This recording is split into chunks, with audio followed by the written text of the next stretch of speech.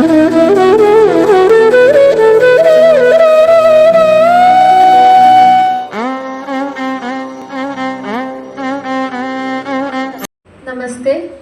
ಎಲ್ಲರಿಗೂ ನವರಾತ್ರಿ ಹಬ್ಬದ ಶುಭಾಶಯಗಳು. ಯಾ ದೇವಿ ಸರ್ವಭೂತೇಷು ಮಾಂ ಬ್ರಹ್ಮಚಾರಿಣಿ ರೂಪೇಣ ಸಂಸ್ಥಿತ. ನಮಸ್ತಸ್ಯೈ ನಮಸ್ತಸ್ಯೈ ನಮಸ್ತಸ್ಯೈ ನಮೋ ನಮಃ. ಇಂದು ನವರಾತ್ರಿಯ 2ನೇ ದಿನ.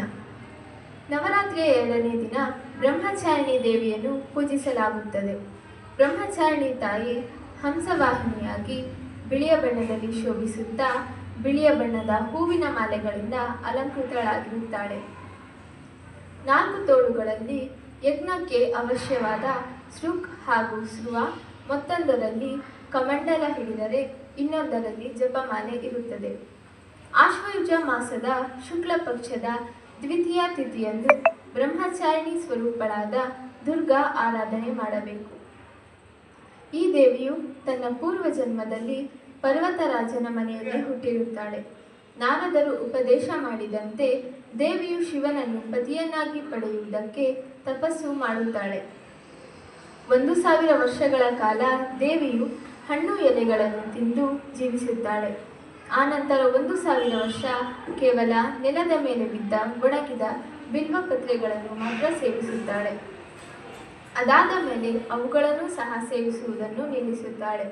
ಹೀಗೆ 1000 ವರ್ಷ ಆಹಾರವನ್ನು ಸೇವಿಸದೆ ತಪಸ್ಸು ಮಾಡಿದ ದೇವಿಯು ಎಲೆಗಳನ್ನು ಸಹ ಸೇವಿಸುವುದನ್ನು ನಿಲ್ಲಿಸಿದ್ದರಿಂದ ಆ ತಾಯಿಗೆ ಅಪರ್ಣ ಎಂಬ ಹೆಸರಿನಿಂದಲೂ ಕರೆಯಲಾಗುತ್ತದೆ.